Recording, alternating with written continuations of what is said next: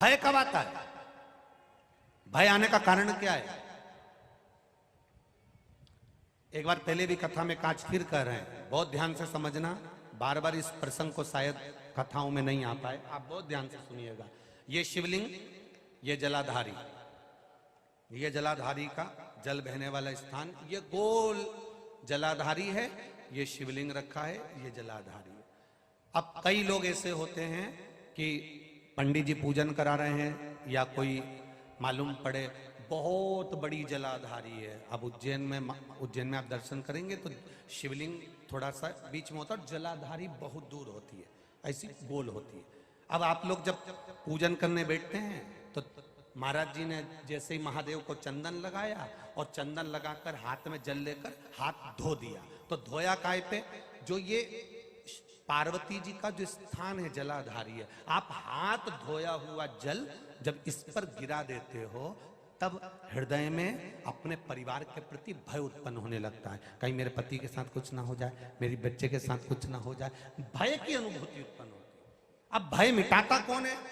मान लो सपने गलत आ रहे हैं, विचार गलत आ रहे हैं, दृष्टि गलत हो रही है, ऐसा लग रहा है कि अभी एक एक्सीडेंट हुआ था, दूसरा एक्सीडेंट फिर ना हो जाए, ऐसा लग रहा है एक बार दुकान डाल ली, दूसरी बार घाटा ना लग जाए, पहले घाटा लग चुका है, एक दुकान डाली थी वो नहीं चली, दूसरी फिर न चलेगी तो क्या होगा?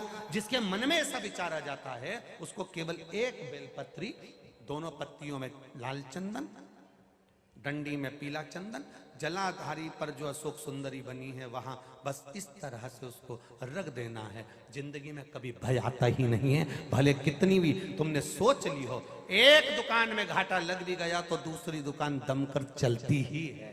ये पत्ती का नियम है। बेलपत्र कौन से दिन करना है? जम के बोलो, जम के जरा। सोमवार की अष्टमी के।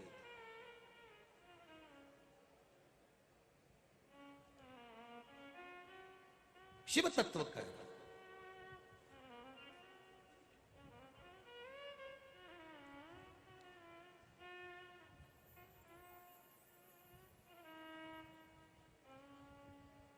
भजन में चित्त को रमाना और उसके साथ सुख को पाना।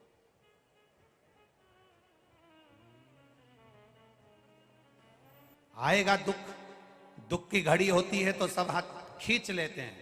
लंकापति रावण का हाथ कैलाश के पर्वत में दब गया, और कैलाश पर्वत में इसलिए दबा क्योंकि विनाश काले विपरीत बुद्धि। इसको यह अंदाजा था कि यहां शंकर जी बैठे हैं, महादेव बैठे हैं, असुरों से भगवान का कोई बैर नहीं था, पर देवताओं का बैर था, इसलिए महादेव उनके कल्याण का कार्य करते हैं। भंगेड़ी है, नग्न वेशधारी है, नग्न स्वरूप, बैरागी है, तांत्रिक है, विद्याल करने वाला, अघोरी है, अड़भंगा है, शमशान में रहने वाला है, भस्म रमाने वाला है। कितने कितने शब्द महादेव को बोले जाते हैं, कितने शब्द। उसके बाद भी कर्पूर गौरम, उसके बाद भी शांत है, सहज है, उसे कोई मतलब नहीं कौन क्या बोल रहा है, उसे कोई मतलब।